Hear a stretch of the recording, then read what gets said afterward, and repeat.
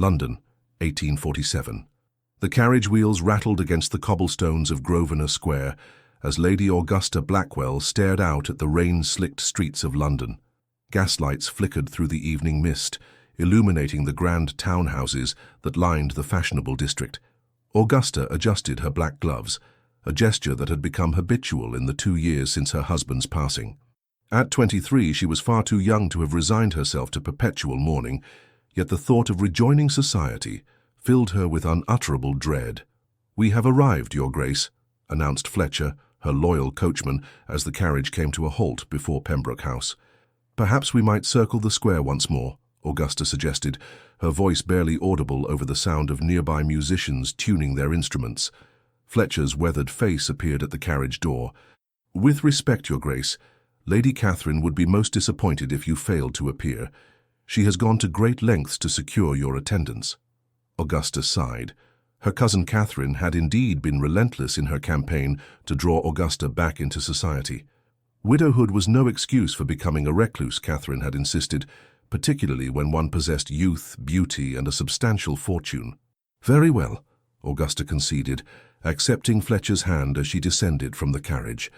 Her emerald gown, the first coloured garment she had worn since donning widow's weeds, caught the lamplight as she moved toward the entrance. Though still subdued compared to the vibrant peacockery of the season, the deep green was a concession to Catherine's pleas that she begin her gradual return to society. The footman at the door bowed deeply. "Lady Augusta Blackwell, Duchess of Westmoreland," he announced as she crossed the threshold. Conversation faltered momentarily as heads turned to observe her entrance. Augusta felt her cheeks warm under the scrutiny of countless eyes, many of which she had not met in over 2 years. "Augusta, my dear," Catherine Pembroke, Countess of Hartfield, swept forward, resplendent in ivory, silk and pearls. "How wonderful to see you at last. I was beginning to fear you had turned into a spectre, haunting that dreary estate of yours in Hampshire." "Hadley Manor is hardly dreary," Augusta replied, accepting her cousin's embrace with a small smile. "It is peaceful." "Peace is for the elderly and the infirm," Catherine declared, linking her arm through Augusta's. "You, my dear, need life, and perhaps," she added with a meaningful glance around the glittering assembly, "someone to share it with." Augusta stiffened. "Catherine, you promised—" "I promised not to arrange matches," her cousin interrupted. "I said nothing about allowing nature to take its course. Now come, there are many who wish to renew their acquaintance with you." As Catherine led her through the throng, Augusta nodded politely to familiar faces, responding to condolences and pleasantries with practiced composure. The ballroom glowed with the light of 1,000 candles, reflecting off crystal chandeliers and the jewels adorning the necks of London's elite.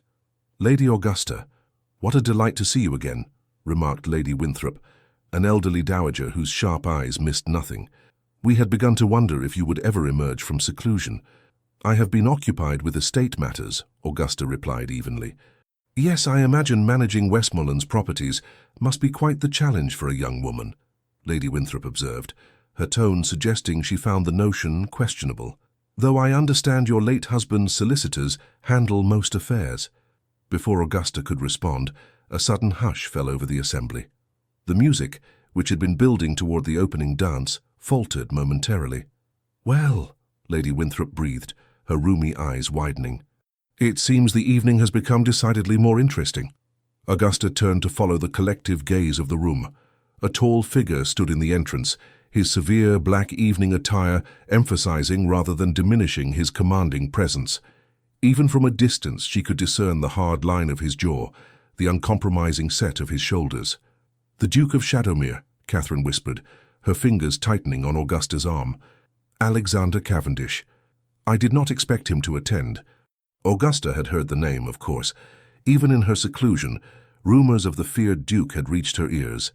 His first wife's mysterious death, his ruthless business acumen, his icy demeanor that kept even the most determined social climbers at bay.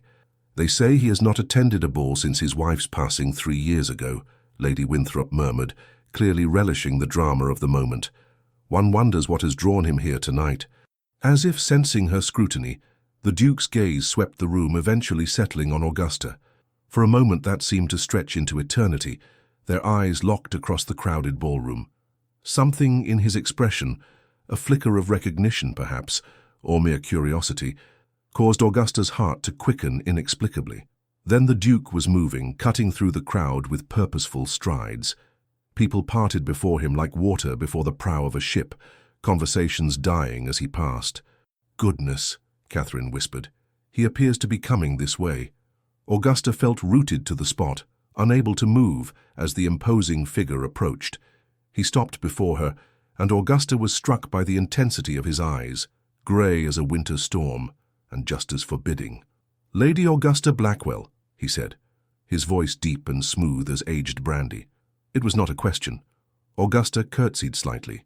"Your Grace, I believe the first waltz is about to begin," he stated, extending his hand. "Would you do me the honor?" A collective gasp rippled through their immediate vicinity. The Duke of Shadowmere rarely danced, and never with young widows of no particular social standing beyond their inherited titles. Catherine's fingers dug into Augusta's arm in warning, but something in the Duke's unwavering gaze compelled her forward. "I would be delighted, Your Grace," Augusta heard herself say, placing her gloved hand in his. As he led her to the center of the ballroom, Augusta felt dozens of eyes following their progress, could almost hear the furious whispers behind fans and gloved hands. The orchestra struck up the opening notes of the waltz, and the Duke's hand settled at her waist, firm yet respectful. "You are trembling," he observed quietly, as they began to move in perfect time to the music. "Forgive me," Augusta replied, striving for composure. "It has been some time since I danced." "2 years, I believe," he said, guiding her through a turn with effortless grace. "Since before your husband's passing." Augusta looked up in surprise. "You are well informed, Your Grace." A ghost of a smile touched his lips. "I make it my business to be well informed, Lady Augusta, particularly about matters and people that interest me." The implication sent a flutter of alarm through her chest. "And do I interest you, sir? I cannot imagine why. We have never been introduced." "Until now," he corrected. "As for why," his gaze seemed to penetrate beyond her carefully constructed facade. "Perhaps I recognize a kindred spirit." "In what way?" "Someone who wears their solitude like armor," he replied, his voice low enough that only she could hear. "Who finds safety in isolation?" Augusta missed a step, momentarily thrown by his perception. The Duke adjusted seamlessly, his hand tightening slightly at her waist to steady her. "Careful," he murmured. "We are being watched." Indeed, as they circled the floor, Augusta became acutely aware of the attention they had attracted. Even other dancers seemed to give them a wide berth, as though the Duke carried some contagion they feared to catch. "You must know your reputation precedes you," Augusta said, finding her courage. "People speak of you in whispers." "And what do they whisper, Lady Augusta?" There was something dangerous in his tone now, a challenge. "That you are to be feared," she answered honestly. "That misfortune befalls those who cross you." His expression remained impassive, but something flickered in the depths of his eyes. "And does that frighten you?" Augusta considered her answer carefully. "I have faced my share of misfortune already, Your Grace. I find I have little left to fear." For the first time, genuine surprise registered on his face, quickly replaced by what might have been respect. "Then we are indeed kindred spirits," he said as the music drew to a close. They stood motionless for a moment as the last notes faded. Then, with perfect correctness, the Duke bowed over her hand. "Thank you for the dance, Lady Augusta." "The pleasure was mine, Your Grace," she replied automatically. He studied her face for a moment longer. "I wonder," he said quietly, "if you would consider calling on my sister, Lady Eleanor, tomorrow afternoon. She hosts a small gathering for tea at Shadowmere House. She has few female acquaintances, and would welcome your company, I believe." The invitation was so unexpected that Augusta found herself nodding before she had fully considered the implications. Yes, I would be pleased to make her acquaintance." "Excellent, until tomorrow then." With a final bow, he released her hand and walked away, leaving Augusta standing alone in the center of the ballroom, acutely aware of the curious and, in some cases, hostile gazes fixed upon her. Catherine was at her side in an instant. "Augusta, what were you thinking?" she hissed. "Do you have any idea what you've done?" Augusta watched the Duke's retreating figure, a curious sensation settling in her chest, something between trepidation and anticipation. "I believe," she said slowly, "I have just waltzed with the devil." "Worse," Catherine replied grimly. You've caught his interest. Heaven help you now." But as Augusta turned back to her cousin, she found herself wondering if perhaps she needed no heavenly intervention. For the first time in 2 years, she felt truly alive, her heart racing not with fear, but with something far more dangerous: curiosity.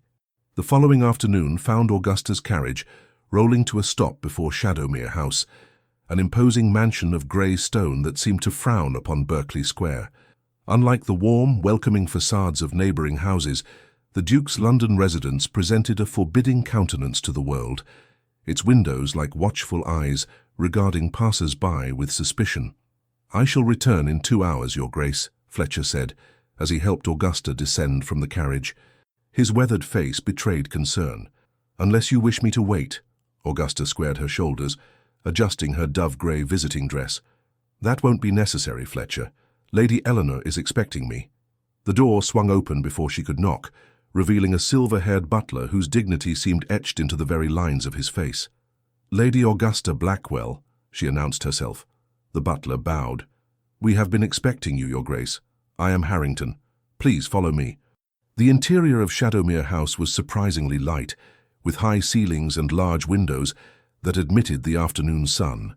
The decor, while undeniably masculine, possessed an elegance that spoke of refined taste rather than ostentation. Harrington led her through a grand entrance hall and down a corridor lined with portraits, stern-faced men and women who bore the unmistakable Cavendish features: strong jaw, high cheekbones, and those penetrating grey eyes.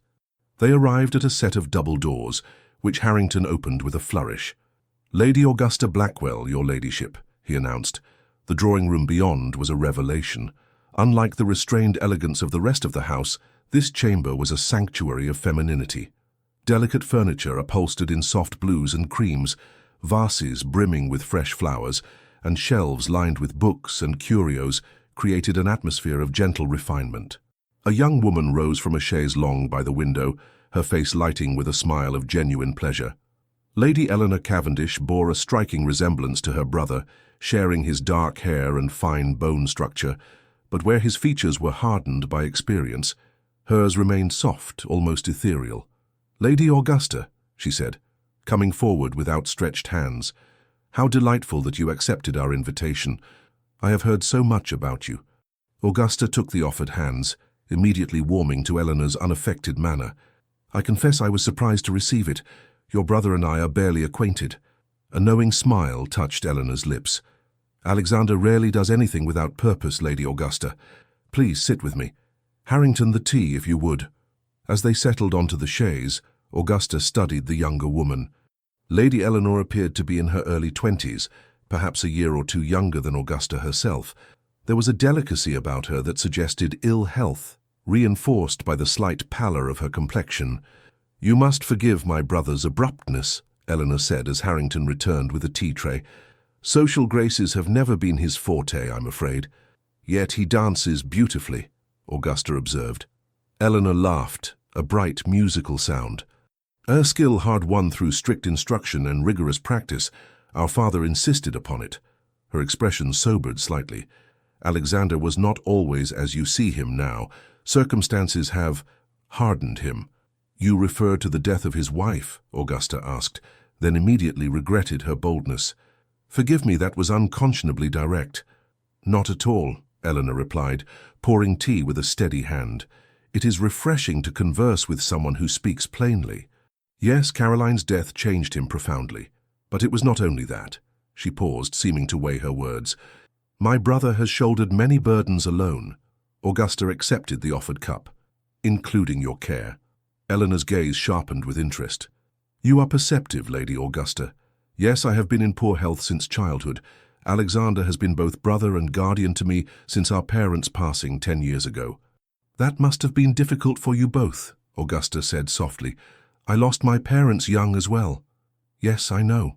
At Augusta's questioning look, Eleanor coloured slightly. "Alexander mentioned it. He researches those who catch his attention." Before Augusta could respond to this revelation, the drawing-room door opened once more. Alexander Cavendish stood on the threshold, his tall figure silhouetted against the light from the hallway. "Lady Augusta," he said with a slight bow. "I trust my sister has been entertaining you adequately." "Your sister is a delight, Your Grace," Augusta replied, rising to curtsy. "I am grateful for her invitation." "It was your invitation, as I recall," he corrected, moving into the room with that same predatory grace she had observed the previous evening. "Alexander, must you be so literal?" Eleanor chided gently. "You'll frighten Lady Augusta away before we have become properly acquainted." "I doubt Lady Augusta frightens easily," he replied, his gaze never leaving Augusta's face. "Do you, Your Grace?" The challenge in his tone was unmistakable. "I believe I mentioned last night that I have little left to fear, Your Grace," Augusta responded evenly, "though I confess your reputation does give one pause." Something like amusement flickered across his stern features. "Reputations are often exaggerated, and sometimes well-earned," she countered. As they concluded their tea, Augusta found herself increasingly intrigued by this complex man and his gentle sister. When Alexander unexpectedly invited her to a small dinner party the following evening, she accepted, partly out of genuine interest in Eleanor, but also because of the enigma that was the Duke of Shadowmere. As her carriage departed Shadowmere House, Augusta discovered a small envelope on the seat beside her that had not been there when she arrived. Inside was a single sheet of heavy cream paper, bearing a message in bold masculine handwriting. "Lady Augusta, beware of forming attachments too quickly in London. Not all are what they seem, and some may seek to use your connection to me for their own purposes. Trust few. Question everything."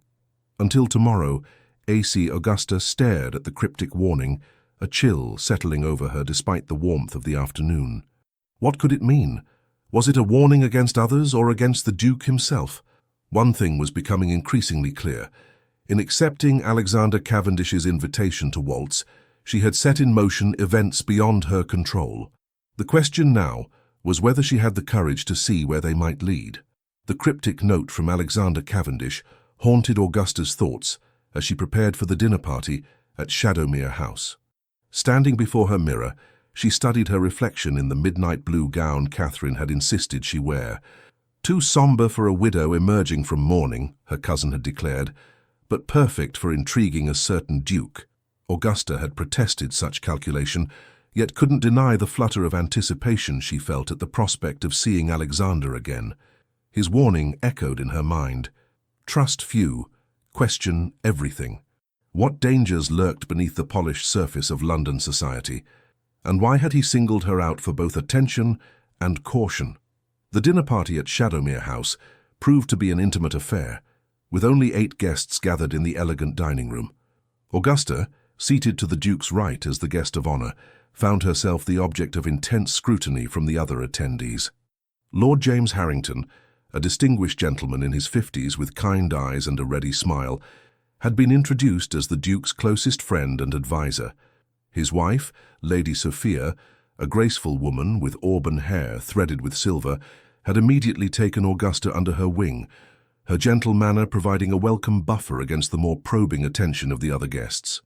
Across the table sat Sir William Preston, a banker whose sharp gaze seemed to calculate the worth of everything and everyone in his path. Beside him his wife Henrietta, a woman of remarkable beauty and equally remarkable coldness, had barely acknowledged Augusta's presence beyond a perfunctory nod. Catherine had been placed beside Lord Richard Blackwood, a young viscount whose charm and good looks had earned him a reputation as one of London's most eligible bachelors. The final guest, Dr. Edward Bennett, a serious man with intelligent eyes behind wire-rimmed spectacles, was seated at Eleanor's right hand and appeared to divide his attention between his hostess and professional observations of the company at large. "Lady Augusta," Sir William addressed her as servants cleared the soup course, "I understand you manage your late husband's estate yourself. Most unusual for a woman of your age and station." Augusta felt Alexander stiffen beside her. "I have excellent stewards, Sir William, but yes, I take an active interest in Hadley's operations." "How progressive," Lady Preston remarked, her tone suggesting it was anything but admirable. "I believe competence knows no gender," Lord Harrington interjected smoothly. "And from what I've heard, Hadley Manor prospers under Lady Augusta's guidance." "Indeed," the Duke confirmed, his deep voice commanding immediate attention. The estate's yield has increased by 15% since she assumed control, a remarkable achievement in these economic times. Augusta turned to him in surprise. You seem remarkably well informed about my affairs, Your Grace. As I mentioned yesterday, neighbouring properties are of particular interest to me, he replied, his expression unreadable. Speaking of which, Lord Blackwood, how fares your father's venture in Cumberland? The Viscount, who had been gazing at Augusta with undisguised admiration, started slightly. Ah, progressing well, I believe. Father seldom shares the details with me, I'm afraid. A pity, the Duke remarked. One would think the heir to such extensive holdings would take a keener interest in their management. Lord Blackwood flushed, and Augusta felt a twinge of sympathy for the young man. Perhaps Lord Blackwood has other interests that command his attention, she suggested. Indeed I do, Lady Augusta, he replied gratefully. I am something of an amateur botanist. I've been cataloguing native orchid species in Derbyshire. How fascinating, Eleanor exclaimed. You must see our conservatory after dinner. Alexander has imported several rare species from the continent. I should like that very much, Lord Blackwood replied, his gaze lingering on Augusta rather than Eleanor. Augusta felt the Duke's eyes upon her, assessing her reaction to the Viscount's obvious interest. She kept her expression neutral, though inwardly she was puzzled by the strange tension she sensed between the two men. The meal progressed through several more courses, the conversation flowing easily under Lord Harrington's skilled guidance. Augusta found herself drawn into discussions of literature, music, and even politics, subjects she had missed during her self-imposed isolation in Hampshire. You are remarkably well read for a young woman, Dr. Bennett observed, after she had contributed to a debate on Wordsworth's later works. My father believed in educating daughters as well as sons, Augusta replied, and widowhood provides ample time for reading. A waste, Lady Preston murmured just loudly enough to be heard. A beautiful young woman like yourself, buried in books and ledgers. I consider it neither waste nor burial, Augusta countered politely. Merely a different application of one's faculties than society typically expects of women. Well said, the Duke commented, and Augusta detected a note of approval in his voice that sent an unexpected thrill through her. As the final course was served, Eleanor turned the conversation to the upcoming charity ball for the Children's Hospital, an event she was apparently helping to organize despite her frail health. We had hoped to secure the assembly rooms, she explained, but they were booked for a private function. We're still searching for a suitable venue. What about the Pembroke ballroom? Catherine suggested. I'm sure my husband would be amenable. That's very kind, Eleanor replied, but we anticipate over 300 guests. I fear even your generous ballroom would be somewhat cramped. Perhaps Shadowmere House could host, Augusta suggested impulsively. Your ballroom seems more than adequate. A hush fell over the table. The Duke rarely opened his home to large gatherings, a fact Augusta realized belatedly as she noted the surprised expressions around her. An excellent suggestion, Alexander said after a moment's consideration. Eleanor, make the necessary arrangements. Eleanor's face lit with delight. Are you certain, Alexander? It would mean opening much of the house to the public. For a worthy cause, he replied, his eyes meeting Augusta's. I find I'm willing to make exceptions to my usual privacy. The significance of this concession was not lost on the other guests. Lady Preston's eyes narrowed speculatively, while Lord Harrington regarded his friend with undisguised astonishment. How generous, Lady Preston said silkily. One wonders what has prompted this sudden philanthropy. Perhaps, the Duke replied, his gaze still fixed on Augusta. I am simply following Lady Augusta's admirable example of emerging from seclusion. After dinner, the gentlemen declined to separate for port, instead joining the ladies in the music room where Eleanor was persuaded to play the pianoforte. Her skill was considerable, the music filling the elegant chamber with haunting melodies that seemed to reflect her gentle yet melancholy spirit. Augusta found herself standing near a set of French doors that opened onto a small balcony. Seeking a moment's respite from the intensity of the evening, she slipped outside into the cool night air. The balcony overlooked a walled garden, silvered by moonlight and fragrant with early roses. Augusta drew a deep breath, steadying herself against the stone balustrade. Seeking escape so soon? The Duke's voice behind her caused her to start. Merely some fresh air, she replied, turning to face him. In the moonlight his features appeared less severe, the hard lines of his face softened by shadow. My guests can be somewhat overwhelming, he acknowledged, moving to stand beside her. Particularly the Prestons. Sir William seems rather calculating. An apt description, the Duke said with a dry smile. He is a man who sees relationships purely in terms of advantage. And Lady Preston? Henrietta? Something darkened in his expression. She is a woman accustomed to getting what she wants, by whatever means necessary. There was a history there, Augusta sensed, though whether romantic or otherwise she could not determine. They seem unusual choices for an intimate dinner. One keeps potential allies close, he replied, and potential adversaries closer still. And which am I? Augusta asked boldly. The Duke studied her for a long moment, his grey eyes reflecting the moonlight. Neither, I think, at least not yet. Then what am I, Your Grace? Why invite me here? Why single me out at the ball? I am nobody of consequence. I disagree, he said softly. You are a woman of considerable consequence, Lady Augusta, more than you realize. Before she could press him further, the sound of the French doors opening interrupted their exchange. Lord Blackwood stepped onto the balcony, his handsome face lighting with pleasure at the sight of Augusta. Ah, there you are, Lady Augusta. I had hoped you might honor us with a song. Lady Eleanor assures me you have a lovely voice. Augusta glanced at the Duke, whose expression had reverted to its customary impassivity. Perhaps another time, Lord Blackwood. I fear I am somewhat out of practice. Then perhaps you might allow me to escort you through the conservatory. The Viscount persisted. The moonlight makes it quite magical, I'm told. Again Augusta looked to the Duke, uncertain why she felt the need for his approval. He gave an almost imperceptible nod. I would be delighted, she said, accepting Lord Blackwood's offered arm. As they turned to leave, the Duke spoke once more. Lord Blackwood. The younger man paused. Yes, Your Grace? Take care with my orchids, Alexander said, his voice deceptively mild. Some varieties can be quite toxic if handled improperly. The warning was clear, though its precise meaning remained ambiguous. Lord Blackwood's arm tensed beneath Augusta's hand. I shall be the soul of caution, Your Grace, he replied with forced lightness.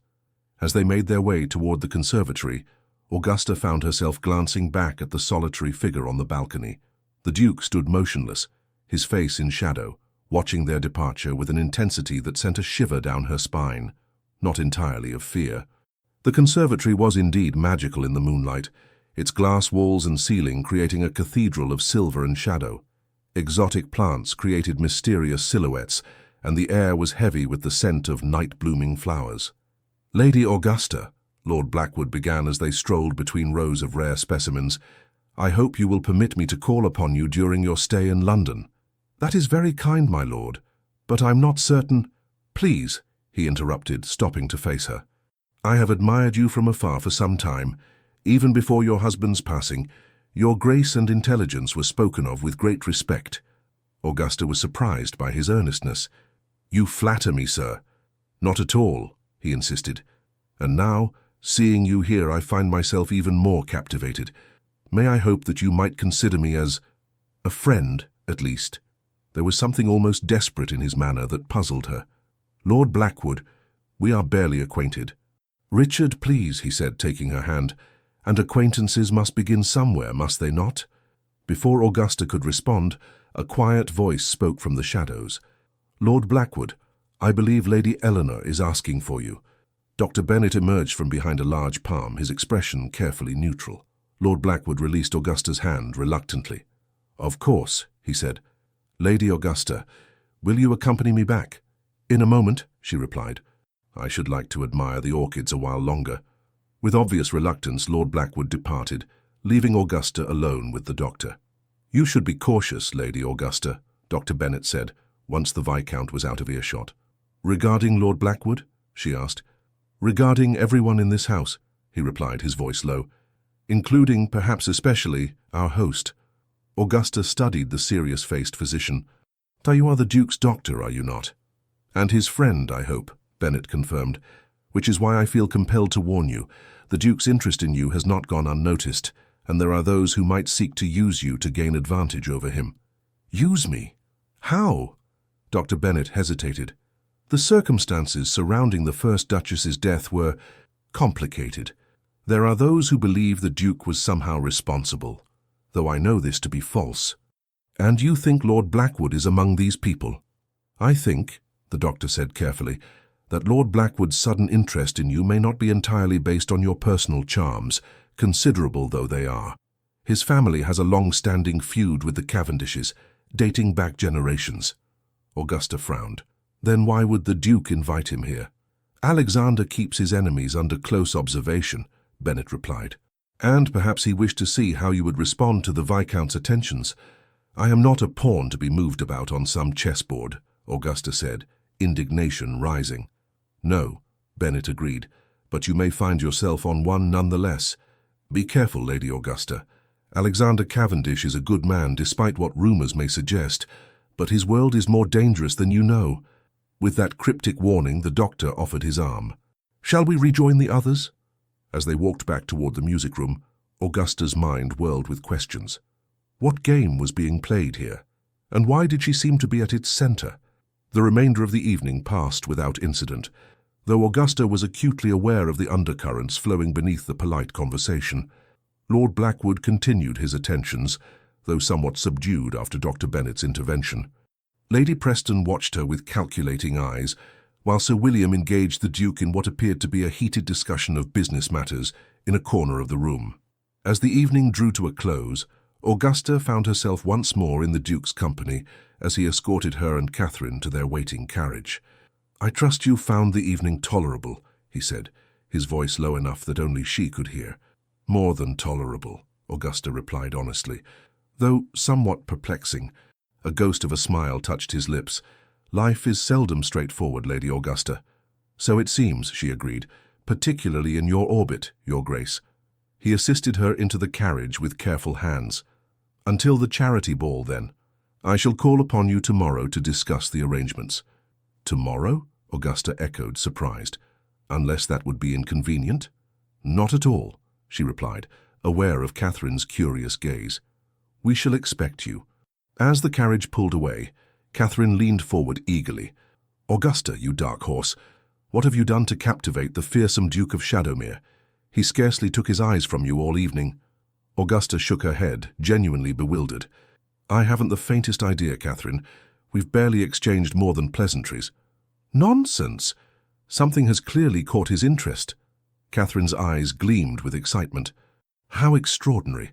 The most elusive bachelor in England pursuing my widowed cousin. He is hardly pursuing me, Augusta protested, and I am not seeking his attention. Catherine's expression grew serious. Be careful, Augusta. The Duke's reputation is complicated. There are rumors about his first wife's death that were never satisfactorily explained. So, Dr. Bennett implied, Augusta murmured. You discussed this with Bennett? Catherine looked shocked. What did he say?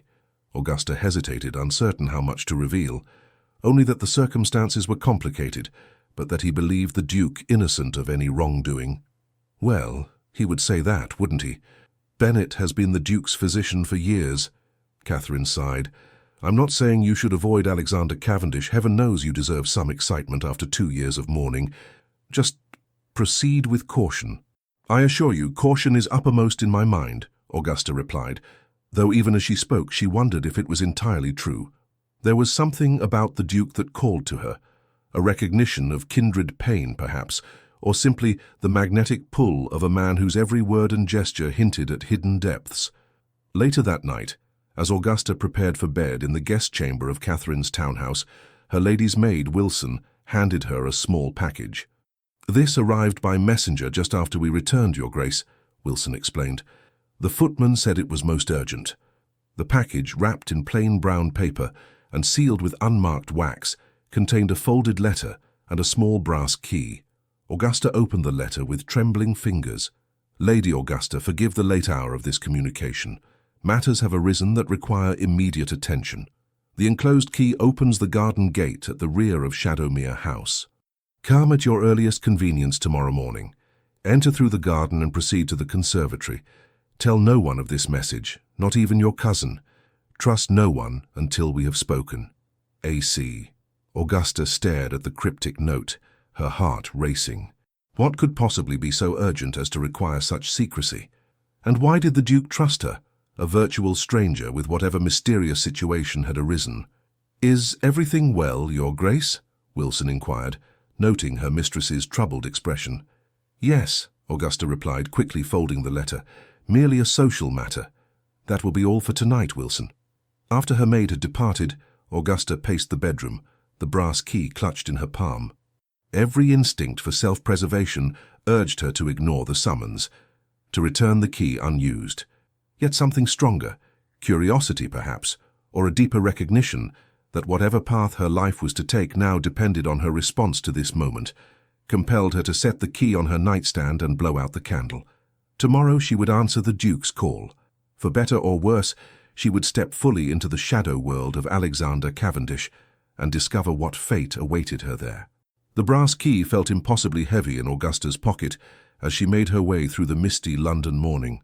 Having slipped away from Catherine's townhouse under the pretense of an early walk, she navigated the quiet streets with quickening steps, her heart pounding with each block that brought her closer to Shadowmere House. The Duke's urgent summons had robbed her of sleep. What could be so pressing that it required such secrecy? And why had he chosen to trust her, a woman he had known for mere days? These questions had circled her mind throughout the night, leaving her both apprehensive and undeniably intrigued. The rear garden of Shadowmere House was enclosed by a high stone wall, ivy-covered and forbidding. The gate, almost hidden between two ancient oak trees, yielded to the key with a soft click. Beyond lay a formal garden, its paths and hedges rendered ethereal by the morning mist.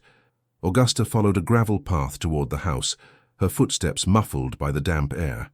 The conservatory gleamed like a crystal palace at the garden's edge, its glass walls clouded with condensation. She hesitated at the door, suddenly aware of the impropriety of her situation. To visit a bachelor's home unchaperoned at his secret invitation, it was scandalous by any measure. Yet something in the urgency of the Duke's note convinced her that conventional proprieties must yield to more pressing concerns. The conservatory door opened silently, admitting her to the warm, moist atmosphere within. In daylight, the collection of exotic plants was even more impressive than it had appeared by moonlight. Orchids in every conceivable color bloomed alongside ferns, palms, and flowering vines that created a verdant labyrinth. Lady Augusta. She turned to find the Duke emerging from between two towering palms. He was dressed more casually than she had yet seen him, in riding breeches and a white shirt open at the collar, his dark hair slightly disheveled. The effect was startlingly intimate. "Your Grace," she acknowledged, suddenly acutely aware of her compromised position. "Your note sounded urgent." "It was," he confirmed, stepping closer. In the diffuse light filtering through the glass ceiling, his grey eyes appeared almost silver. "I apologize for the secrecy, but I feared our conversation last night might have been overheard." "By whom?" "There are ears everywhere in London society," he replied, "and what I must tell you requires absolute privacy." Augusta steeled herself. "I'm listening." Alexander gestured toward a small wrought-iron bench partially concealed by flowering vines. "Please, sit." Once they were seated, he began.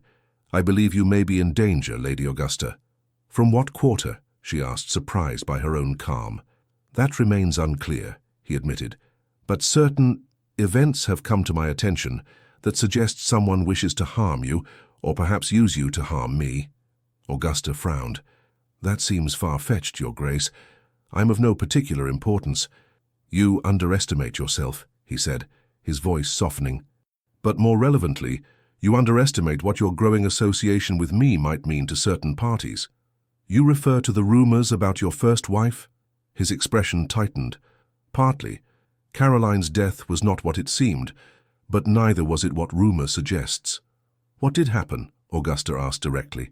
Alexander was silent for a long moment, his gaze fixed on some distant point. "Caroline suffered from melancholia," he finally said. "Severe, debilitating melancholia that worsened after our marriage. I sought every treatment, consulted every specialist. Nothing helped." Augusta's heart constricted at the pain evident in his voice. "I'm sorry. The night she died," he continued, "I was away on business. She took an overdose of laudanum. The official finding was accidental death, but there were those who suspected otherwise." "That you were somehow responsible?" Augusta surmised. Yes. There were letters, you see. Desperate, confused letters Caroline had written expressing fear of me. Letters she wrote during the depths of her illness, when she sometimes believed I meant her harm. And these letters became public. Not public, no, but they fell into the hands of certain individuals who have used them to influence me over the years. Blackmail, Augusta breathed. A crude term, but accurate. His eyes met hers directly. I tell you this, Lady Augusta, not to gain your sympathy, but so you understand the nature of the world you have entered by associating with me. And you believe someone might use me to further pressure you? Or worse, he said grimly. Last night, after our guests departed, I received this. He withdrew a folded paper from his pocket and handed it to her. The message, composed of letters cut from newspapers and pasted to the page, read, "The widow will follow the wife unless the Duke relinquishes all. She danced with death at Pembroke House." Augusta felt a chill despite the conservatory's warmth. "This is disturbing." "It is a threat," Alexander said flatly. "Against you. But why? What could anyone hope to gain by harming me?" "Several possibilities present themselves," he replied. "The most obvious being to pressure me into selling certain properties or business interests I have acquired in recent years, properties that some believe were obtained through questionable means." "Were they?" "I have never broken the law, Lady Augusta," he said carefully, "but I have perhaps bent it on occasion, particularly when dealing with those who deserved no better." Augusta studied his face, seeking evidence of deception, but finding only grim determination. "Why tell me this? Why not simply distance yourself from me, remove me as a target?" "Would that be your preference?" he asked, his expression unreadable. "I did not say that," she replied. "I merely question your strategy." For the first time that morning, a ghost of a smile touched his lips. "Strategy, Lady Augusta. You speak as though we are engaged in warfare." "Are we not?" she countered. "It seems I have inadvertently stumbled onto a battlefield of your making." "Not entirely of my making," he corrected. "But yes, you have become involved in a conflict that predates our acquaintance. For that, I apologize." "You still haven't answered my question," Augusta persisted. "Why not simply avoid me? Surely that would be the simplest solution."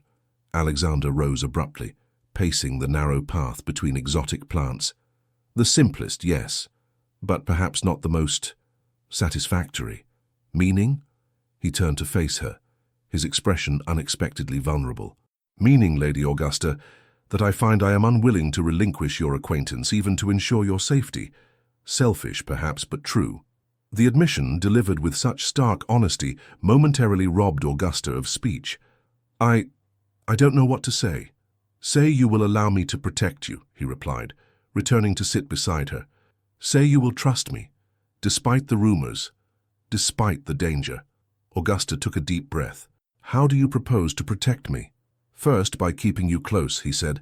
"The charity ball provides an excellent opportunity. As co-hosts, we will have legitimate reason for frequent communication." "And second?" "By discovering who sent this threat," he replied grimly. "I have suspicions, but no proof as yet. Until I do, you must be vigilant. Accept no invitations without consulting me first. Drink nothing at social gatherings that you have not seen poured. And trust no one completely, not even those who seem most benevolent." "Not even you?" Augusta asked, only half in jest. His grey eyes met hers with unexpected warmth. "Especially not me, perhaps. I am, after all, the source of your danger." "Yet here I sit," she observed, "conspiring with you nonetheless. Does that make you reckless, Lady Augusta, or merely curious?" "Perhaps both," she admitted, "though I prefer to think of it as discerning. I judge people by their actions, not rumors." "And what have my actions told you thus far?" Augusta considered the question carefully. "That you are protective of those you care for, that you value intelligence and directness, that you harbor secrets, yes, but not necessarily sinister ones." "A generous assessment," he murmured. "Time will tell if it is an accurate one," she replied. Their eyes held for a long moment, and Augusta became acutely aware of their isolation, of the impropriety of their meeting. Yet she felt no fear, only a curious sense of standing at a crossroads, her future hanging in the balance of this moment. The spell was broken by the distant sound of the garden gate opening. Alexander rose swiftly, moving to the conservatory door to peer out into the mist. "Harrington," he said, tension leaving his shoulders. "My steward. I must have lost track of time. We have estate business to discuss." "I should go," Augusta said, rising. "Wait." He caught her hand, his touch sending a jolt of awareness through her. "Meet me tomorrow at the Lending Library on Bond Street, 3 o'clock. We must discuss the charity ball arrangements, and I shall have more information by then." Augusta nodded. "Until tomorrow, then."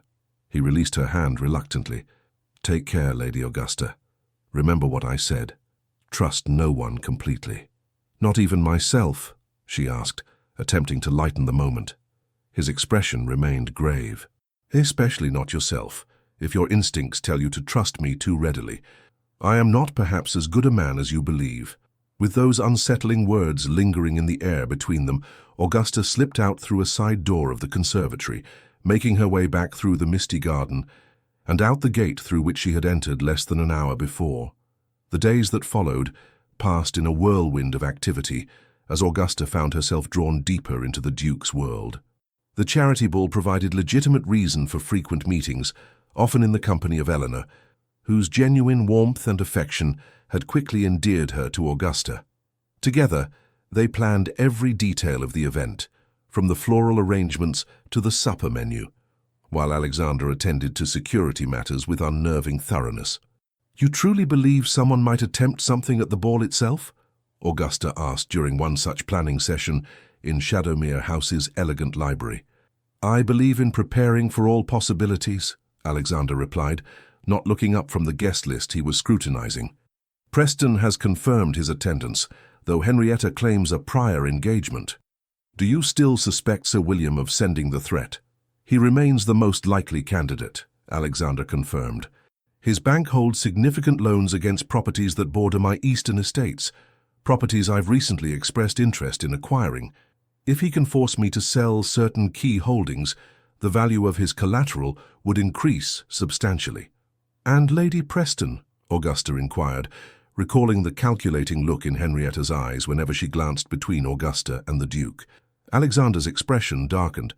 "Henrietta's grievances are more personal. She once harbored expectations I had no intention of fulfilling." "Before your marriage to Caroline?" "Yes," he said shortly, clearly unwilling to elaborate further. "In any case, with both Prestons present at the ball, along with Lord Blackwood and several other potential adversaries, vigilance will be essential."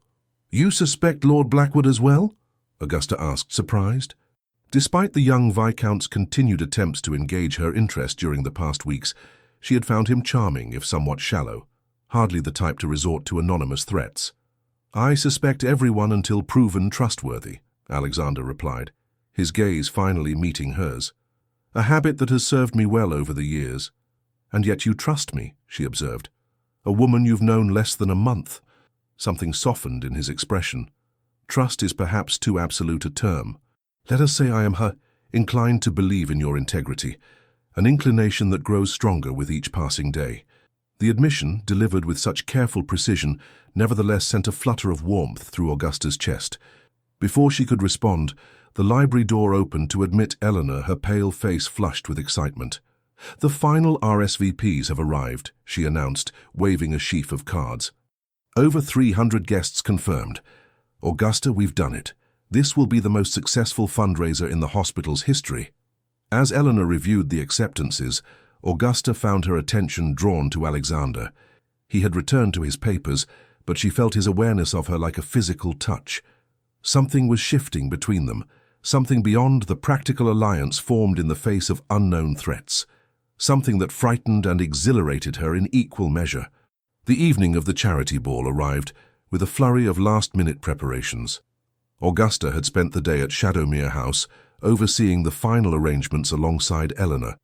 Now, as she prepared to change for the evening, she found herself in the elegant guest chamber that had been set aside for her use, a courtesy that had raised Catherine's eyebrows, but which Eleanor had insisted upon as practical necessity.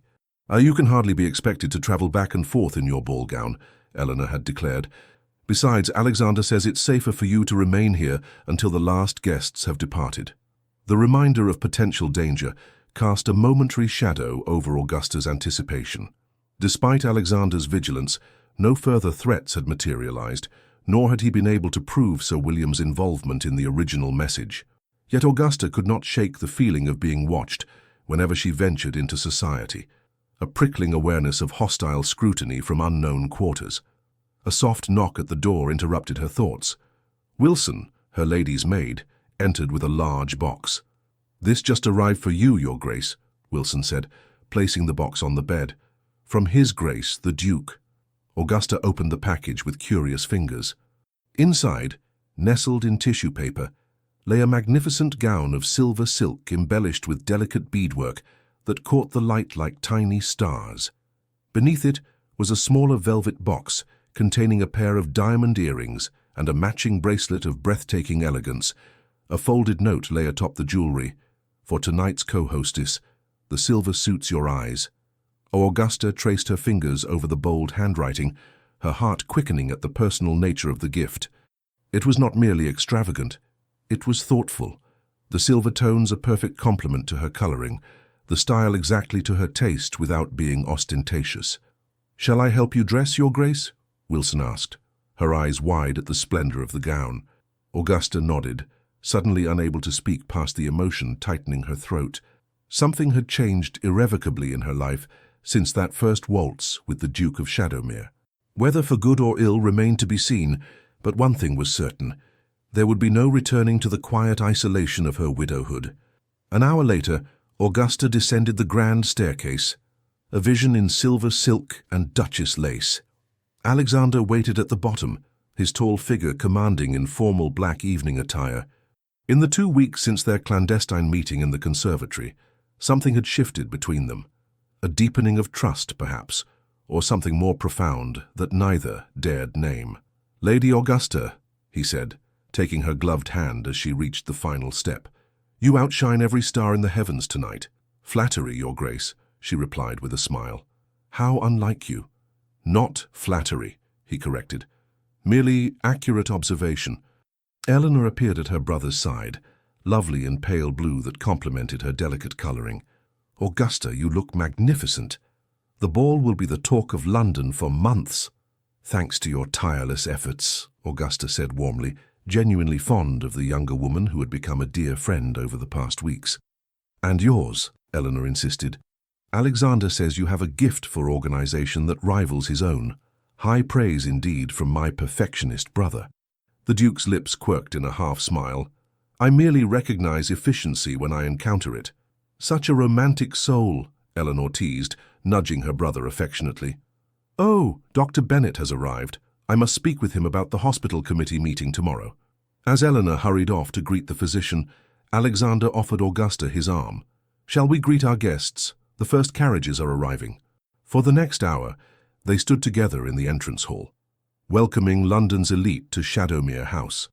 Augusta noted with interest the varying reactions to their joint hosting duties, surprise from most, speculation from some, and poorly concealed disapproval from a select few, notably Lady Preston, who arrived on the arm of a distinguished gentleman who was not her husband.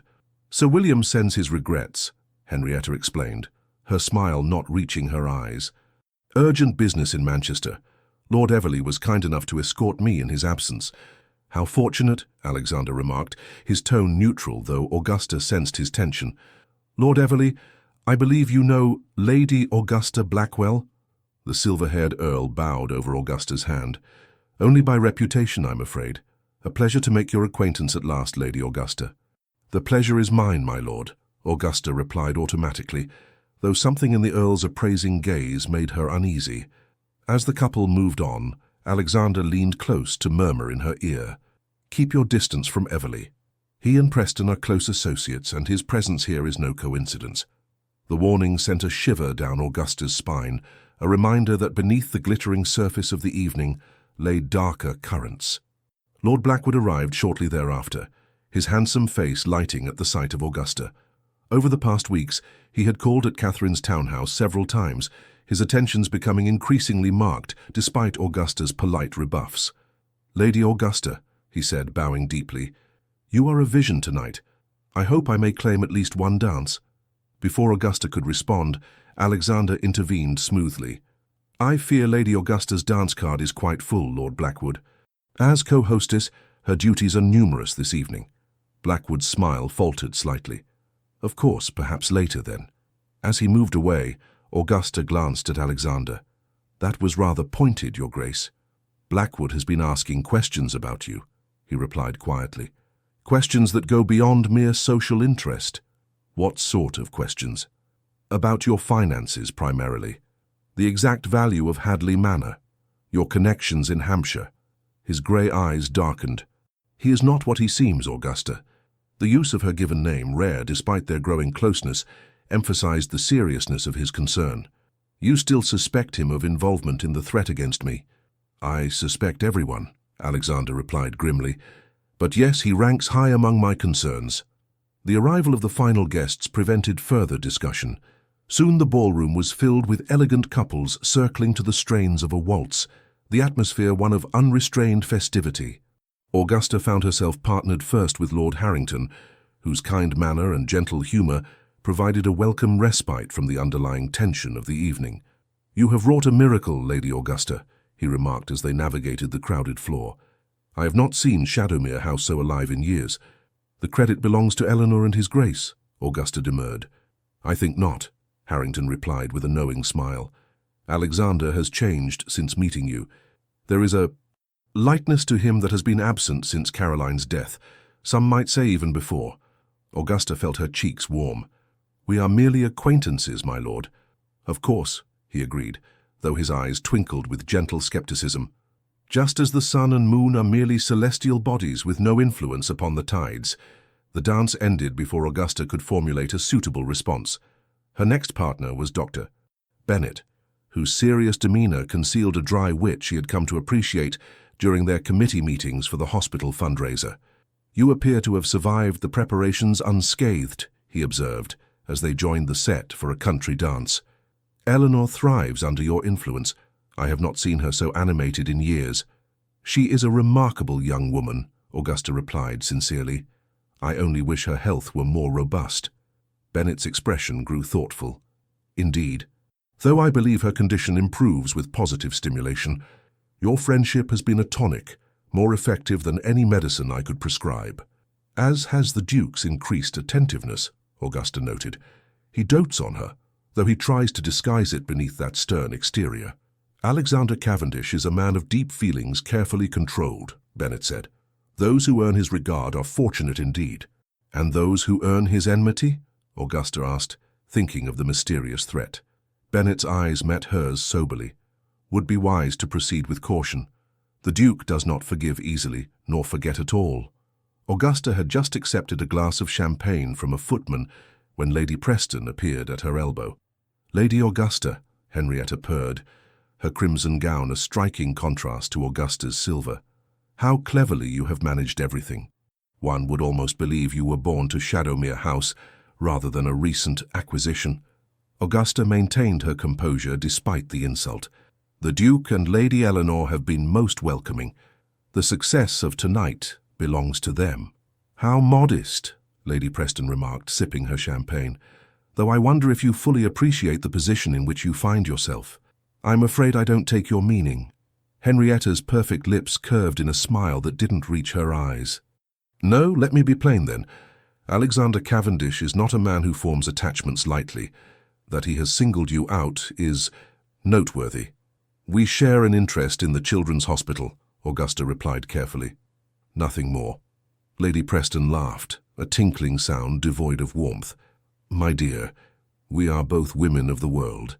The Duke's interest extends far beyond charity work, as all of London can see. I merely wonder if you understand what accepting such interest might entail. Again, I must profess confusion, Lady Preston. Henrietta leaned closer, her voice dropping to a confidential murmur. There are aspects of Alexander's character unknown to you, darker aspects that led to his first wife's unfortunate end. Augusta felt a chill despite the warmth of the crowded room. I believe such rumours are greatly exaggerated. Are they? Lady Preston arched a perfect eyebrow. Perhaps you should ask why Caroline was so afraid in those final months, why she wrote those desperate letters begging for help, why no one dared to intervene until it was too late. Before Augusta could respond, Alexander appeared at her side, his expression cold as he regarded Lady Preston. "Henrietta, I trust you are enjoying the evening." "Immensely," she replied, unperturbed by his frosty tone. "Lady Augusta and I were just becoming better acquainted." "How fortunate for her," he said, with cutting precision. "Augusta, Eleanor requests your presence in the small drawing-room. Something regarding the charity auction." Grateful for the interruption, Augusta excused herself, though Lady Preston's parting smile lingered unpleasantly in her mind as Alexander guided her through the crowd. "What did Henrietta say to you?" he asked once they were relatively private in a quiet alcove. "Nothing of consequence," Augusta replied, reluctant to repeat the insinuations. Alexander's jaw tightened. "She mentioned Caroline." "It wasn't a question." "Yes," Augusta admitted. "She suggested there was more to your wife's death than is commonly known." "And do you believe her?" His voice was carefully neutral, but Augusta sensed the importance of her answer. "I believe," she said slowly, "that people rarely act without motive. Lady Preston clearly bears you ill will. The question is why." Something like relief flickered in his eyes. "A perceptive observation. Henrietta once believed herself to be a suitable match for me. I disagreed. Before your marriage to Caroline?" "Yes. Henrietta married Preston a month after my engagement to Caroline was announced." His expression darkened. "She has never forgiven either slight." A sudden commotion near the ballroom entrance interrupted their conversation. Lord Blackwood had arrived, clearly intoxicated, his handsome features flushed as he loudly demanded another glass of champagne from a startled footman. "Damnation," Alexander muttered. "Just what the evening needed." He started toward the disturbance, but Augusta caught his arm. "Let me. A scene would only draw more attention." Before he could object, Augusta moved swiftly to Blackwood's side, taking his arm with a firm grip disguised as a friendly gesture. "Lord Blackwood, how pleasant to see you again. I believe you promised to show me the library earlier. Shall we?" Confusion crossed his face, followed by a slow smile of comprehension. "Lady Augusta, of course, the library." She guided him from the ballroom, aware of Alexander's watchful gaze as they departed. The library, blessedly empty, offered a quiet retreat from the festivities. Augusta released Blackwood's arm once the door closed behind them. "You should sit, my lord. You seem unwell." Blackwood laughed bitterly. "Unwell? Perhaps, though drunk would be more accurate." He stumbled to a leather armchair, collapsing into it with little grace. "Forgive me, Lady Augusta. I am not at my best this evening." "So I observe," she replied coolly. "May I ask what prompts such behavior?" He studied her through bloodshot eyes. "You truly don't know, do you?" "How extraordinary." "Know what?" "That you are in grave danger," he said, his voice suddenly clear despite his apparent intoxication. "That Alexander Cavendish is not the man you believe him to be." Augusta sighed. "Lord Blackwood, if you have summoned me here merely to repeat tired rumors—" "Not rumors," he interrupted fiercely. "Truth. Caroline Cavendish did not take her own life. She was murdered." A chill ran down Augusta's spine. "That is a serious accusation, sir." "One I can prove," Blackwood insisted. "I have seen the letters Caroline wrote before her death, not just to her family, but to my father. They speak of fear, yes, but also of evidence she had discovered. Evidence of the Duke's involvement in my uncle's death 5 years ago." Augusta struggled to maintain her composure. "Your uncle?" "The previous Earl of Blackwood," he explained. "Officially, he died of heart failure. In reality, he was ruined by Alexander Cavendish's financial manipulations, driven to despair. And then, when he threatened exposure, silenced permanently." "This is absurd," Augusta said, though doubt had begun to creep into her mind. "Why would the Duke target your uncle?" "For the same reason he targets anyone who stands in his way," Blackwood replied bitterly. "Power, control. The Blackwood estates bordered Shadowmere to the east. My uncle refused to sell certain parcels Cavendish wanted for expansion, a mistake that cost him everything." Before she could respond, the library door opened and Alexander entered, his expression thunderous as he surveyed the scene. "Blackwood," he said, his voice dangerously soft, "I believe it's time you departed." The younger man rose, straightening his waistcoat with exaggerated care. "I was just leaving, Your Grace. Lady Augusta and I have had a most illuminating conversation. Indeed. Alexander's gaze flickered to Augusta's face. How fascinating. Blackwood moved toward the door, pausing as he drew level with the Duke. She deserves to know the truth, Cavendish. About everything. Get out, Alexander replied evenly. While you still can. Something like fear flashed in Blackwood's eyes, quickly masked by bravado. With a final bow to Augusta, he departed, leaving a tense silence in his wake. Alexander closed the library door, leaning against it for a moment before turning to Augusta. I apologize for the interruption. Blackwood has always lacked discretion, particularly when in his cups. He seemed remarkably coherent for a man supposedly in his cups, Augusta observed. Alexander's expression sharpened. What did he say to you? Augusta hesitated, torn between loyalty to Alexander and the disturbing seeds of doubt Blackwood had planted. He made accusations about Caroline's death, about your business dealings with his uncle. I see. Alexander moved to the fireplace, staring into the flames for a long moment. And do you believe him? I don't know what to believe, Augusta admitted. Every person in this house seems to have a different version of the truth. Lady Preston hints at dark secrets. Lord Blackwood alleges murder, and you... She faltered. And I? He prompted. You reveal only what you must. When you must, she said softly, always holding something in reserve. He turned to face her, his expression more vulnerable than she had ever seen it. Would complete honesty serve either of us well, Augusta? Would you truly wish to know every shadow in my past, every compromise I have made to protect what is mine? She met his gaze steadily. I would rather know an uncomfortable truth than believe a comforting lie. Alexander moved toward her slowly, stopping when only a few feet separated them. Then here is truth, unvarnished. I did not kill Caroline, nor did I drive her to take her own life, but I failed her nonetheless. I saw her suffering and believed it temporary, treatable. I was wrong. And Lord Blackwood's uncle? Frederick Blackwood ruined himself through gambling and poor investments, Alexander said flatly. I offered to purchase his lands at fair market value before his creditors seized them. He refused out of pride, then accused me of orchestrating his downfall when those same creditors foreclosed. He died of heart failure after a particularly violent argument with his nephew, the very man who now accuses me of murder. Augusta studied his face, searching for signs of deception, but finding only weary honesty. Why would Lord Blackwood lie about such things? Because the truth implicates him, Alexander replied. Richard Blackwood inherited estates heavily encumbered by his uncle's debts. Most of those debts were held by Sir William Preston's bank. Preston agreed to restructure the loans on favorable terms in exchange for Blackwood's assistance in certain matters. Matters concerning you? And now it seems concerning you as well. Alexander closed the remaining distance between them, taking her hands in his. Augusta, I have not been entirely forthcoming about why I approached you that night at the Pembroke's ball. Her heart quickened at his touch. I had assumed it was mere chance. Nothing in my life happens by chance, he said quietly.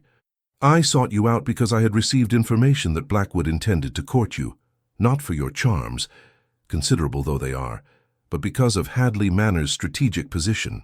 Strategic? Your estate sits between Shadowmere and the railway line being constructed to Southampton, Alexander explained. Control of Hadley would allow access to that railway, access that would increase the value of surrounding properties enormously.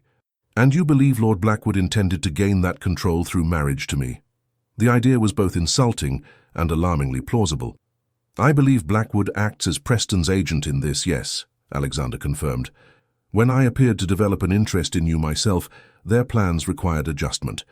Hence the threatening note, intended to frighten you away from me. The revelation left Augusta momentarily speechless. Everything, their meeting, his attention, the danger that now surrounded her, all stemmed from a cold calculation of property and advantage. If this is all about property and railway access, she said finally, her voice barely above a whisper, why not simply tell me from the beginning? Why the elaborate charade of social calls and charity committees? Because, he said, his voice low and unexpectedly gentle, what began as strategic intervention became something I neither expected nor planned for. Augusta withdrew her hands from his, needing space to think. And what was that? Genuine regard, he replied simply. Admiration. A connection I have not felt since, perhaps ever. Before Augusta could respond to this startling admission, a sharp knock at the library door interrupted the moment. Alexander stepped back, his expression closing like a shutter as Eleanor entered, her face pale with concern. "Alexander, Augusta, forgive the intrusion, but there's been an incident. Lady Preston has collapsed in the ballroom." "What happened?" Alexander demanded, immediately alert. "Doctor?" "Bennett is attending her now," Eleanor explained hurriedly. "She complained of dizziness, then fainted. There's a speculation that her champagne may have been tampered with." Augusta felt a cold dread settle in her stomach. "Tampered?" Eleanor nodded grimly. "Bennett believes she may have been poisoned." "Was anyone seen near her drink?" Alexander asked sharply. "Several people, apparently," Eleanor replied. "The ballroom is crowded after all." "But—" She hesitated, glancing anxiously at Augusta. "But what?" Alexander pressed. "Lord Everley claims he saw Augusta speaking with Lady Preston shortly before the incident, and apparently several guests noticed Augusta bringing Lord Blackwood to the library just minutes later." Alexander's expression darkened. "Implying what exactly?" Eleanor wrung her hands. "There are whispers, Alexander, suggestions that perhaps Augusta had reason to silence Henrietta after their conversation, and that she might have enlisted Blackwood's help." "That's preposterous," Augusta exclaimed. "Lady Preston was perfectly well when I left her." "Of course it's absurd," Alexander agreed, his voice cold with anger. "Where is Everley now?" "With Sir William," Eleanor said. "He arrived unexpectedly just after Henrietta collapsed. They're both with Bennett in the blue drawing room." Alexander turned to Augusta, his expression grave. "This is no coincidence. Preston's sudden return, Everley's accusations, Henrietta's mysterious illness. It's all connected." "Connected to what?" Augusta asked, though she feared she already knew the answer. "To us," he replied simply. "To whatever is developing between us. Someone is determined to prevent it, by discrediting you, frightening you away, or worse." Eleanor looked between them, comprehension dawning on her face. "Alexander, you don't think—" "I think," he interrupted, "that we need to speak with Preston and Everley immediately.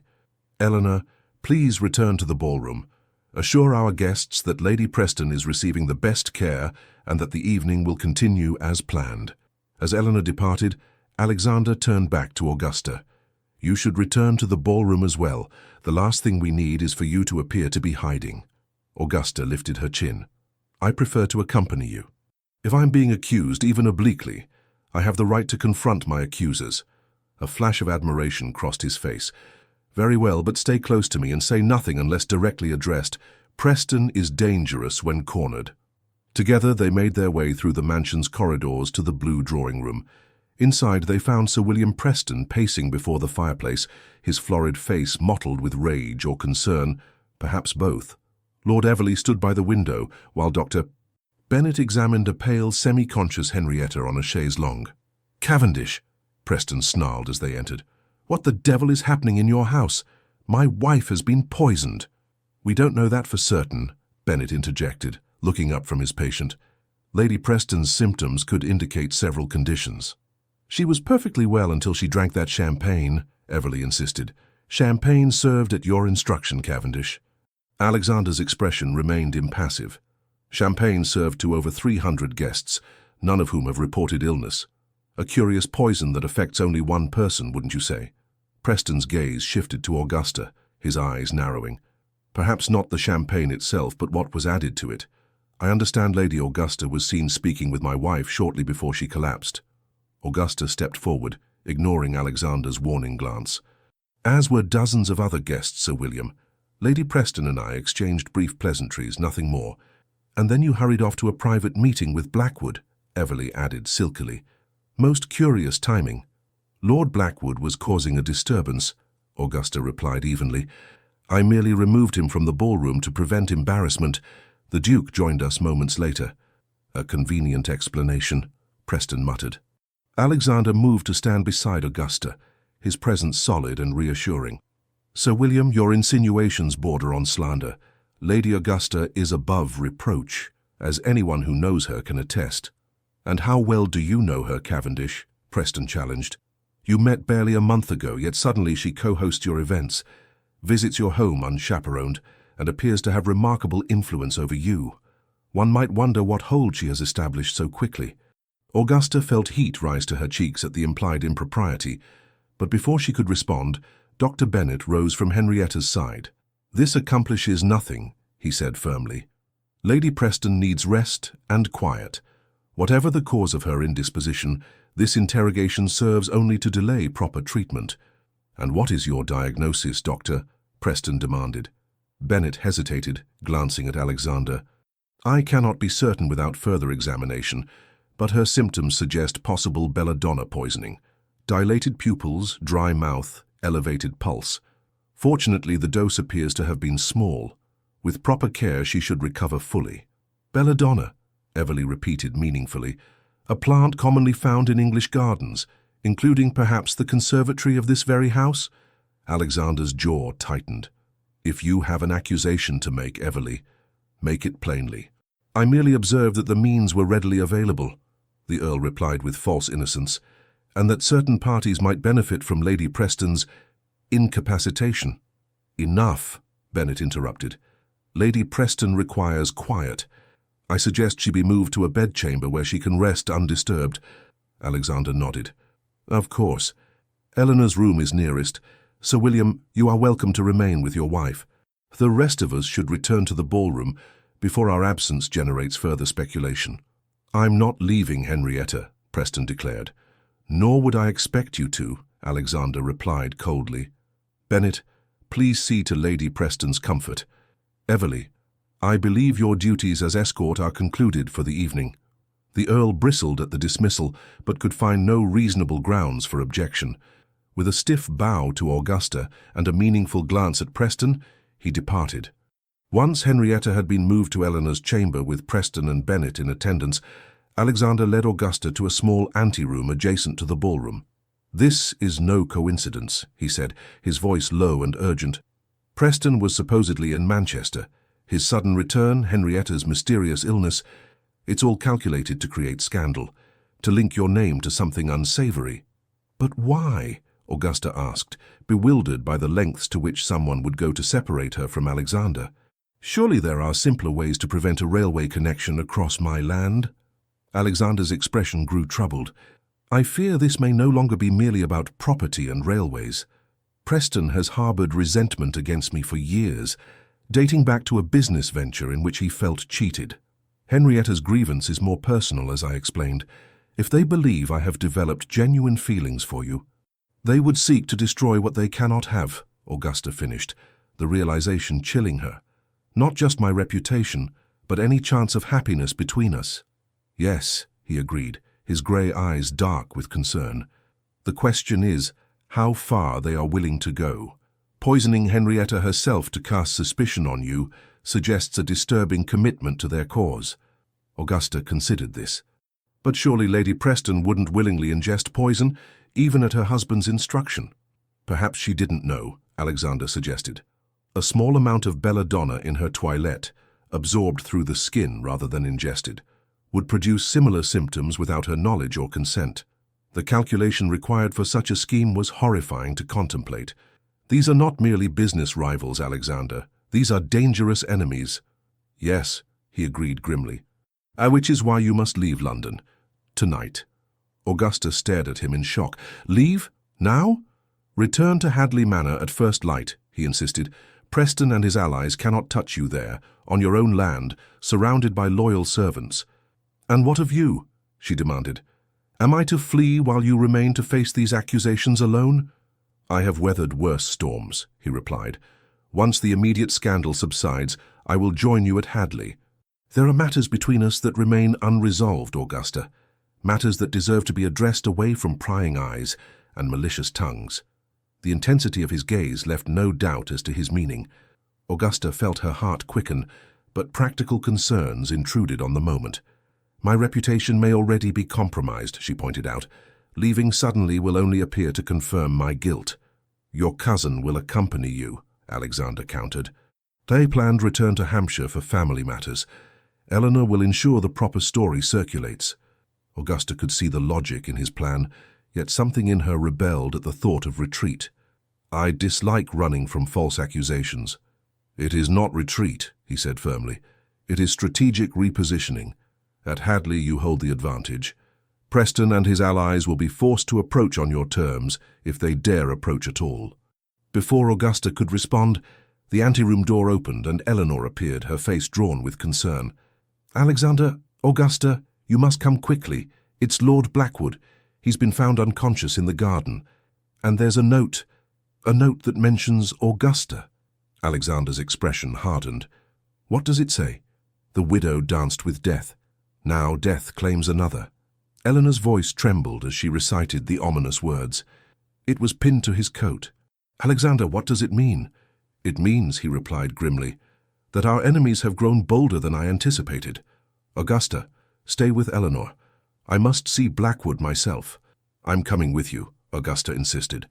If my name is being used in this foul business, I have a right to know the truth of it.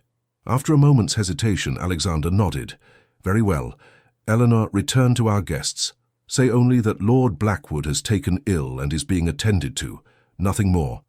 The garden, illuminated by strategically placed lanterns for the evening's festivities, held an eerie quality as they made their way along the gravel paths. Several footmen stood in a tight circle near the conservatory entrance, their faces grave in the flickering light. Stand aside, Alexander commanded, and the men parted to reveal Lord Blackwood sprawled on the ground, his evening clothes dishevelled, a thin trickle of blood running from his temple. Doctor. Bennett knelt beside him, checking his pulse. How is he? Alexander asked tersely. Bennett looked up, his expression troubled. Alive, but deeply unconscious. He's been struck on the head, deliberately, I'd say, given the nature of the wound. And this? Alexander indicated a folded paper clutched in one of the footman's hands. Found pinned to his lordship's coat, Your Grace, the servant explained, handing over the note. Alexander read it, his jaw tightening, then passed it to Augusta. The message, composed of cut newspaper letters like the previous threat, was exactly as Eleanor had reported. Who found him? Augusta asked, fighting to keep her voice steady. I did, Your Grace, replied one of the younger footmen.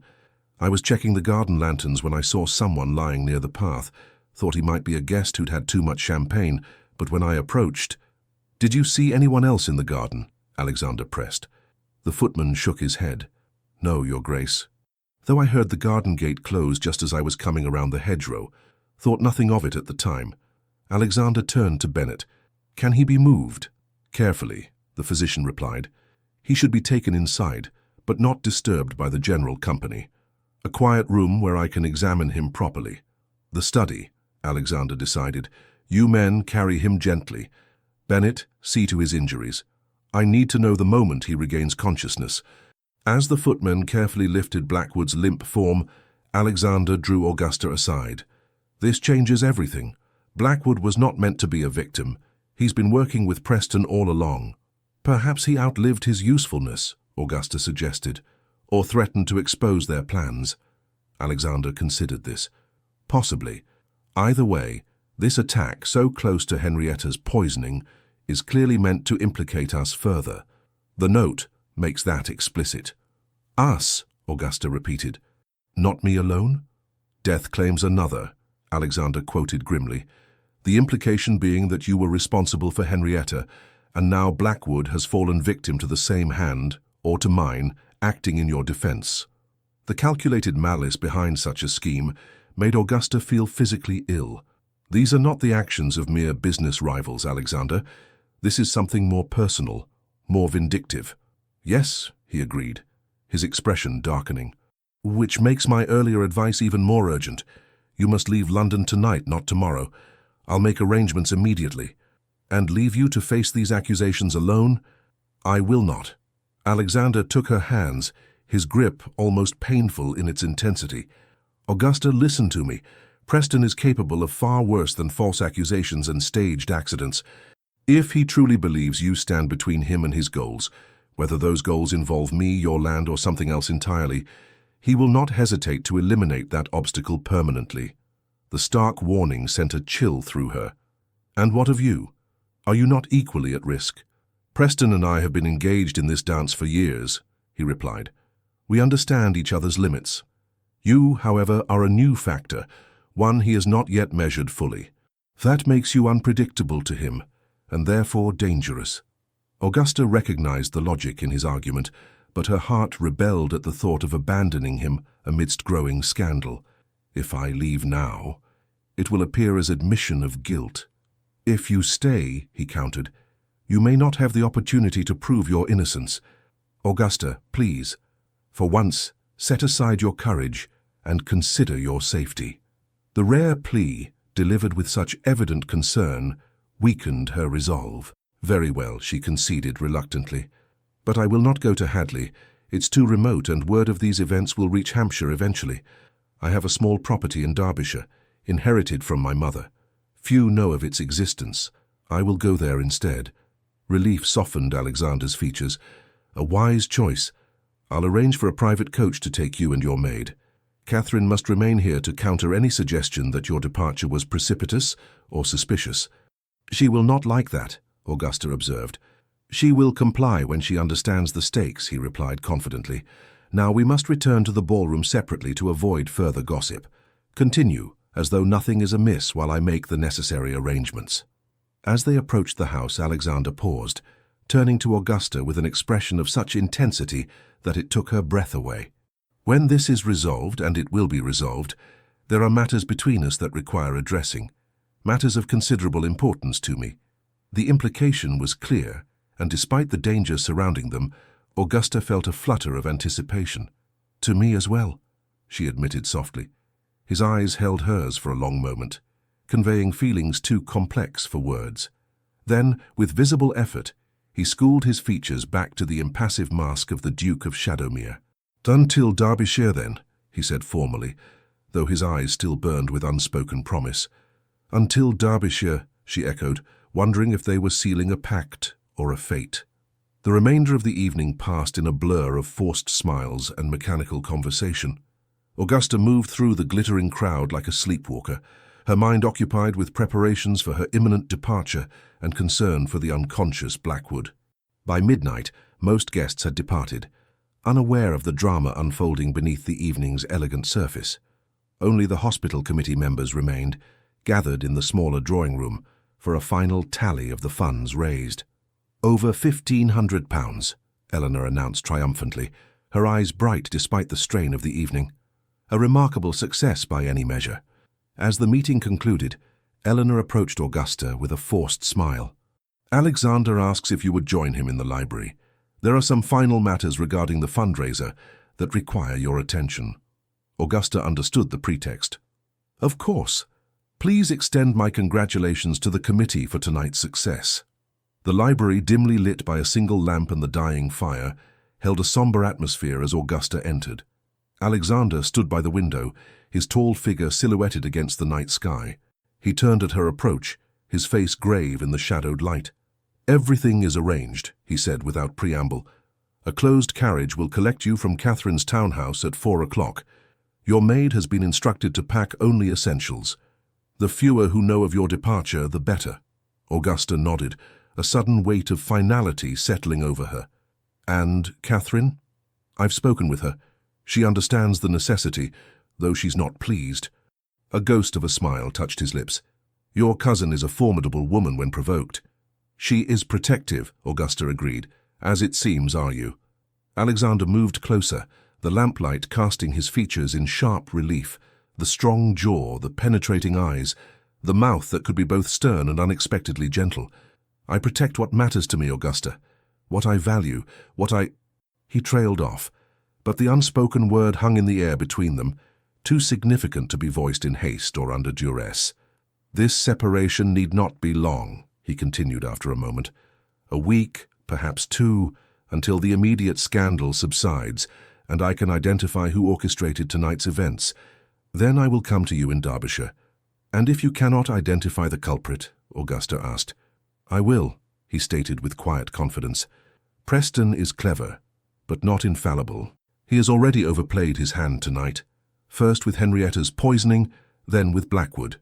Desperation makes men careless." Alexander reached into his waistcoat pocket and withdrew a small velvet pouch. "Before you go, I have something for you." Augusta accepted the pouch, surprised by its weight. Inside she found an exquisite gold locket on a delicate chain. The locket's face was engraved with intertwined roses, their stems forming an elegant knot. "It's beautiful," she murmured, touched by the unexpected gift. "Open it," he urged softly. The locket contained a small folded paper rather than the customary portrait or lock of hair. Augusta carefully extracted it, unfolding a tiny note written in Alexander's bold hand. "Where shadows end, light begins. Trust in that light, as I have learned to trust in you." The simple message brought unexpected tears to her eyes. "Alexander." "Wear it," he said, taking the locket from her trembling fingers and moving behind her to fasten it around her neck, not merely as remembrance but as promise. The weight of the locket settled against her skin, warm and somehow reassuring. When Alexander's hands lingered at her nape, Augusta turned to face him, suddenly unwilling to leave with so much still unspoken between them. "Alexander," she began, her voice barely above a whisper, "when this is over, when we meet again in Derbyshire, what then?" His eyes held hers, all pretense and reserve stripped away. "Then, Augusta Blackwell, I intend to ask you a question I never thought to ask any woman again. A question that frightens me far more than any business rival or social scandal." Her heart quickened at the implication. "And if my answer is yes?" "Then," he said simply, "the shadows that have defined my existence these past years will finally give way to light." The raw honesty in his voice, the vulnerability beneath the strength, undid her final reservations. Augusta reached up, her fingers tracing the strong line of his jaw with wondering tenderness. "I find," she whispered, "that I am suddenly impatient for Derbyshire." Something fierce and joyful flared in his eyes. With deliberate slowness he bent his head until his lips hovered a breath away from hers. "As am I." The kiss, when it came, was gentle yet profound, a sealing of promises unspoken, a bridge across the separation to come. Augusta surrendered to it completely, her hands finding their way to his shoulders as his arms encircled her waist, drawing her closer with careful reverence. When they finally parted, Alexander pressed his forehead to hers, his breathing unsteady. "Now go," he said roughly, "before I forget all propriety and reason." Augusta stepped back reluctantly, her fingers touching the locket at her throat. "Until Derbyshire," she said, the words no longer a mere farewell but a vow. "Until Derbyshire," he echoed, the simple phrase carrying the weight of future and hope. The gold locket had become a talisman for Augusta during the long weeks of separation. As autumn painted the Derbyshire hills in russet and gold, she would find herself absently touching the pendant, drawing comfort from the weight of Alexander's promise against her skin. "Where shadows end, light begins," words that had sustained her through days of uncertainty and nights of longing. 3 months had passed since her hasty departure from London in the pre-dawn hours following the charity ball. 3 months of correspondence carried by trusted messengers, of carefully worded letters that spoke of progress and patience. Alexander's investigations had taken longer than anticipated, the web of intrigue surrounding Preston's schemes proving more complex than either had imagined. But his last letter, received 2 days prior, had contained news worth the wait. "My dearest Augusta, justice, long delayed, has finally been served. Preston faces ruin and disgrace, his schemes exposed through his own carelessness and the testimony of unexpected allies. Blackwood, upon regaining consciousness, proved surprisingly honorable when confronted with the full extent of Preston's manipulations. It seems he was as much pawn as conspirator, drawn into Preston's orbit through financial necessity rather than genuine malice. The evidence Preston had concealed, letters proving his deliberate sabotage of business rivals, including your late husband's shipping ventures, has been presented to the appropriate authorities. He will face charges of fraud and criminal conspiracy, charges from which even his considerable connections cannot shield him. With these matters resolved, I find there remains but one piece of unfinished business demanding my attention. I ride for Derbyshire on Wednesday, weather permitting, and hope to reach Rosewood by week's end. Until then I remain yours in earnest anticipation, Alexander. Today was Saturday. If Alexander's journey had proceeded as planned, he might arrive at any moment. A prospect that filled Augusta with equal parts joy and trepidation. For while their letters had maintained the connection forged during those turbulent weeks in London, 3 months was ample time for hearts to cool, for priorities to shift, for promises to lose their urgency. Augusta stood at the window of the small drawing room in Rosewood Cottage, her mother's childhood home that had proven the perfect sanctuary, remote enough for safety, yet close enough to civilization for necessary comforts. Behind her, a cheerful fire crackled in the grate, warding off the October chill. A book lay abandoned on the nearby table, her morning tea grown cold beside it. For Augusta found herself increasingly distracted, her attention drawn inevitably to the road that wound through the valley below, the road from London. The sound of approaching hoofbeats drew her attention. A rider appeared on the road below, moving at a steady pace toward the cottage. Even at this distance, Augusta recognized the straight-backed posture, the confident handling of the magnificent black stallion. Her heart leaped to her throat as she pressed a hand to the window, as though reaching across the remaining distance between them. "Wilson!" she called, her voice uncharacteristically breathless. "A visitor approaches. Please prepare refreshments in the drawing room." Her lady's maid appeared in the doorway, a knowing smile on her weathered face. "Already done, Your Grace, and I've had fresh water brought up for you to refresh yourself should you wish it." Augusta smoothed her hands over her sage-green morning dress, simple by London standards but well-suited to country life. "Thank you, Wilson. That will be all for now." Alone once more, Augusta touched the gold locket that had not left her throat since that night in the Shadowmere library. Inside, Alexander's note had been joined by a pressed wildflower from the Derbyshire hills, a tangible reminder of the light he had promised would follow shadow. The cottage's small entrance hall echoed with the sound of the door knocker. Augusta moved to the drawing-room doorway, listening as Wilson admitted their visitor. Then footsteps in the hall, confident, measured, familiar. Alexander Cavendish stood framed in the doorway, his tall figure silhouetted against the light from the entrance hall. He was dressed for riding in a dark coat and buckskins, his cravat loosened from the journey. But it was his face that captured Augusta's attention. The strong features relaxed in a way she had rarely seen in London, the grey eyes warm with an emotion that made her breath catch. "Lady Augusta," he said, his deep voice washing over her like a physical caress. "Your Grace," she replied, fighting to maintain composure when her heart threatened to burst from her chest. For a moment, they regarded each other in silence, measuring the changes wrought by separation. Then Alexander stepped into the room, closing the distance between them with deliberate strides. "I find," he said quietly, "that 3 months is an intolerably long time."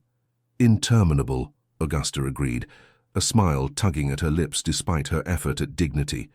Another step brought him close enough that she could detect the scent of leather and wood smoke that clung to his clothing, could see the fine lines at the corners of his eyes, lines that deepened as he returned her smile. "You look well," he observed. "Derbyshire agrees with you. I have found peace here," she admitted, though not perhaps complete contentment. His eyebrow arched in silent question. "Contentment requires something more," Augusta explained, bold in a way she would never have been before London, before him. "Something I have been awaiting with considerable impatience." Understanding flared in his eyes, followed by a heat that quickened her pulse. "I believe," he said carefully, "I mentioned unfinished business in my letter." "You did," she confirmed. "Business of a significant nature, as I recall." Alexander reached for her hand, his touch sending a current of awareness through her. "May we sit? What I have to say deserves proper attention." Augusta allowed him to lead her to the small settee before the fire. Once seated, however, he seemed uncharacteristically hesitant, his customary confidence giving way to a vulnerability she had glimpsed only rarely. "I practiced this speech 100 times on the journey from London," he confessed with a rueful smile. "Yet now I find all my careful phrases inadequate." "Perhaps simplicity would serve better than eloquence," Augusta suggested gently. Alexander's eyes met hers, direct and unflinching. "Very well. Simplicity, then." He took a breath, his hand tightening around hers. "I love you, Augusta Blackwell. I believe I began to love you the moment you entered the Pembroke's ballroom, though I was too stubborn or too blind to recognize it immediately." The declaration, delivered with such straightforward honesty, stole Augusta's breath. Though she had hoped, had perhaps even expected such feelings, hearing them voiced with such clarity was overwhelming. Our beginning was complicated by ulterior motives and external threats, Alexander continued, but what grew between us transcended those complications. In London, surrounded by danger and uncertainty, I discovered something I had thought lost to me forever: the capacity for trust, for hope, for love. He released her hand only to reach into his waistcoat pocket, withdrawing a small box of burgundy velvet.